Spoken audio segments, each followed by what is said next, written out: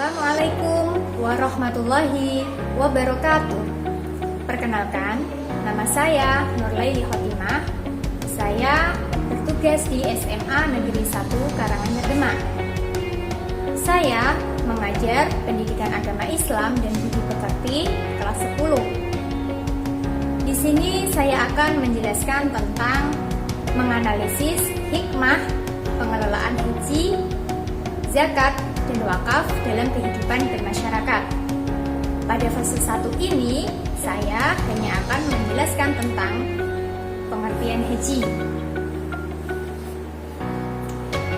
Pengertian haji adalah kemauan untuk datang ke suatu tempat. Menurut istilah, haji adalah melaksanakan niat untuk menjalankan ibadah kepada Allah ke Baitullah dengan syarat tertentu, dengan cara tertentu, serta dengan waktu tertentu. Kemudian, di dalam haji ada syarat-syarat yang harus dilaksanakan. Salah satunya adalah orang yang melaksanakan haji harus beragama Islam. Kemudian yang kedua, sudah baligh. Yang ketiga, berakal. Yang keempat, merdeka, dan yang kelima adalah mampu. Mampu di sini adalah mampu dalam hal material maupun dalam hal fisik. Setelah mengetahui tentang syarat-syarat dalam melaksanakan ibadah haji, maka yang akan saya lanjutkan adalah tentang rukun yang harus dilaksanakan dalam melaksanakan ibadah haji. Yang pertama adalah ihram, yang kedua wukuf, yang ketiga tawaf, yang keempat sa'i, yang kelima tahallul, dan yang keenam adalah tertib. Kemudian yang dinamakan dengan ihram adalah niat untuk melaksanakan ibadah haji. Jadi orang yang mau melaksanakan ibadah haji harus diawali dengan niat terlebih dahulu. Kemudian yang kedua adalah wukuf. Wukuf adalah hadir di padang Arafah. Yang ketiga adalah tawaf. Tawaf adalah mengelilingi Ka'bah sebanyak 7 kali, dimulai dari Hajar Aswad dan diakhiri di Hajar Aswad lagi. Posisi Hajar Aswad berada di sebelah kiri orang yang telah melaksanakan ibadah haji. Kemudian yang dinamakan dengan sa'i. Sa'i adalah lari-lari kecil dari Bukit Sofa ke Bukit Marwah. Sa'i juga dilakukan dalam 7 kali, dimulai dari Bukit Sofa, diakhiri ke Bukit Marwah. Begitu juga sebaliknya. Kemudian yang selanjutnya adalah tahallul. Tahallul adalah memotong rambut pada anggota tubuh. Kemudian yang keenam adalah tertib. Jadi orang yang melaksanakan haji, rukunnya harus dilaksanakan dengan keadaan yang tertib, harus urut. Nah, itu tadi sudah dijelaskan tentang pengertian haji, syarat haji, dan rukun haji. Di dalam rukun haji ada yang namanya tawaf. Tawaf itu dalam melaksanakan ibadah tawaf ada syarat-syarat tertentu. Yang pertama adalah seorang yang melaksanakan ibadah haji harus suci dari hadas besar, hadas kecil, maupun najis. Kemudian orang yang melaksanakan tawaf harus menutup aurat, ya, aurat bagi laki-laki dan juga aurat bagi perempuan. Kemudian dalam melaksanakan tawaf juga orang yang melaksanakan tawaf posisi Hajar Aswad berada di sebelah kiri orang yang telah melaksanakan ibadah tawaf. Kemudian ada lagi dalam melaksanakan ibadah tawaf, dalam melaksanakan tawaf tersebut boleh dilakukan di luar Ka'bah tetapi masih di dalam Masjidil Haram. Kemudian dalam melaksanakan tawaf itu ada macam-macam tawaf. Yang pertama adalah tawaf ifadah. Tawaf ifadah adalah tawaf yang menjadi rukun saat melaksanakan ibadah haji. Jadi tawaf ifadah harus dilaksanakan dalam melaksanakan ibadah haji karena merupakan rukun dari rangkaian ibadah haji. Kemudian yang kedua adalah tawaf kudum. Tawaf kudum adalah tawaf yang dilakukan ketika jamaah haji tiba di Masjidil Haram. Kemudian yang ketiga adalah tawaf wada. Tawaf wada adalah tawaf yang dilakukan oleh jamaah haji ketika akan meninggalkan kota Makkah. Ada lagi yang dinamakan dengan tawaf tahallul. Tawaf tahallul adalah tawaf yang dilaksanakan ketika sebagai penghalalan barang yang diharamkan ketika ihram. Kemudian ada lagi yang dinamakan tawaf nadar. Tawaf nadar adalah tawaf yang dilaksanakan ketika orang tersebut memiliki nadar.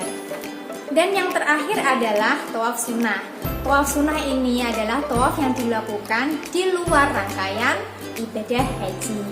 Nah, dari sini sampai sini sudah tahu ya pengertian dari ibadah haji, kemudian syarat-syarat haji, rukun haji, kemudian ada tawaf juga, macam-macam tawaf.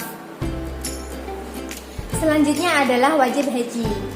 Seseorang yang melaksanakan ibadah haji harus memenuhi kewajiban-kewajiban tersebut. Yang pertama adalah ihram dari mikot.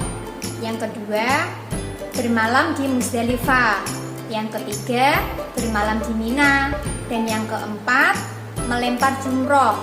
Yang kelima, melempar 3 jumroh, ula, wusto, dan akobah.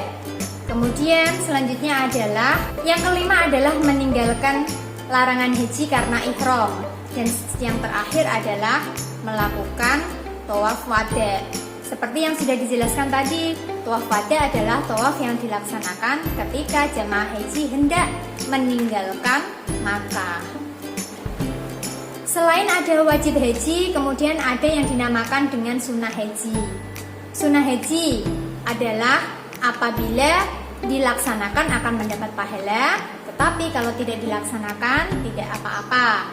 Ya, di antaranya adalah yang pertama, membaca talbiyah. Sholawat talbiyah bunyinya adalah labbaik Allahumma labbaik, labbaik la syarika labbaik, innal hamdak wan ni'matak laka wal mulk la syarika lak. Itu adalah bunyi dari sholawat talbiyah. Yang kedua adalah membaca sholawat Nabi. Sholawat Nabi, Allahumma sholli ala sayyidina Muhammad wa ala ali sayyidina Muhammad. Kemudian melaksanakan tawaf kudum. Sudah dijelaskan di atas, tawaf kudum adalah tawaf yang dilaksanakan ketika jamaah haji tiba di Masjidil Haram. Terus kemudian sunnah-sunnah yang terakhir adalah masuk di Hijr Ismail. Itu ya, sudah paham? Saya kira untuk memahaminya gampang sekali ya. Kemudian larangan yang harus ditinggalkan saat melaksanakan ibadah haji. Bagi laki-laki dilarang memakai pakaian yang berjahit. Kemudian yang bagi perempuan dilarang menutup wajah dan menutup kedua telapak tangan. Bagi laki-laki dan perempuan dilarang memakai wangi-wangian. Kemudian dilarang menikah dan menikahkan. Dilarang bersetubuh. Kemudian dilarang membunuh binatang liar maupun binatang yang halal untuk dimakan. Nah, sudah jelas ya, sudah dijelaskan dari awal sampai akhir. Tiba kiranya ini adalah tentang hikmah melaksanakan ibadah haji. Ya, setelah kita bahas tadi tentang pengertian haji, ada rukun haji, syarat haji, sunnah haji, dan yang lain. Sekarang adalah tentang hikmah melaksanakan ibadah haji.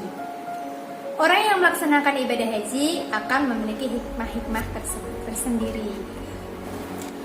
Nah, setelah kita membahas tentang pengertian ibadah haji, kemudian syarat haji, rukun haji, wajib haji, sunnah haji, serta larangan-larangan yang dilaksanakan dalam ibadah haji, maka ada juga hikmah dalam melaksanakan ibadah haji. Yang pertama adalah memperkuat iman dan takwa kita kepada Allah Subhanahu wa Ta'ala.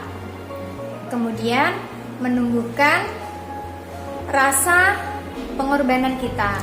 Kemudian, dalam melaksanakan ibadah haji, kita bisa mengenal tempat-tempat bersejarah yang ada di Arab Saudi. Hikmah melaksanakan ibadah haji yang terakhir adalah menjadi forum muktamar akbar sedunia. Nah, demikianlah materi yang dapat saya sampaikan. Apabila ada perkataan ataupun perbuatan yang salah ataupun tidak berkenan, saya mohon maaf. Semoga materi ini dapat bermanfaat bagi kita semua. Dan akhirnya, terima kasih. Wassalamualaikum warahmatullahi wabarakatuh.